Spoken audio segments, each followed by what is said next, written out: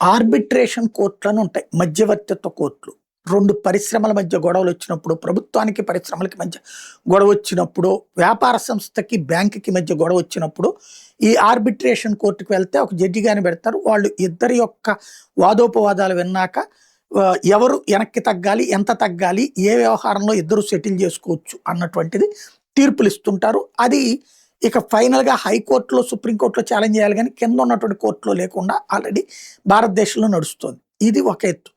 అయితే అంతర్జాతీయంగా Russia Ukraine గొడవ జరుగుతుంటే, వాళ్ళిద్దరూ యుద్ధ వాతావరణంలో ఉంటుంటే, తాజాగా కూడా ఒకళ్ళనొక్కళ్ళు కాల్చుకుంటుంటే, పేల్చుకుంటుంటే, ఈ ఇద్దరి మధ్య కొన్ని భూభాగాలకు సంబంధించినటువంటి ఆర్బిట్రేషన్ కోసం భారతదేశానికి సంబంధించిన సుప్రీంకోర్టు మాజీ న్యాయమూర్తి డివై చంద్రచూడ్ని అంగీకరిస్తాం అని రష్యా ప్రకటించడం, రష్యా అపాయింట్ చేయడం అన్నటువంటిది ఇందులో కీలకమైనటువంటి ఆర్బిట్రేషన్. ఇంటర్నేషనల్ ట్రీటీకి సంబంధించి ఉక్రెయిన్ స్టేట్ చేతిలో ఉన్నటువంటి ఆ ఆస్చన్ బ్యాంక్ సంబంధించినటువంటి వ్యవహారంలో వాస్తవంగా ఆ ప్లేస్ని రష్యా ఆక్రమించేసుకుంది. ఆ బ్యాంక్ ఇప్పుడు రష్యా చేతిలో ఉంది.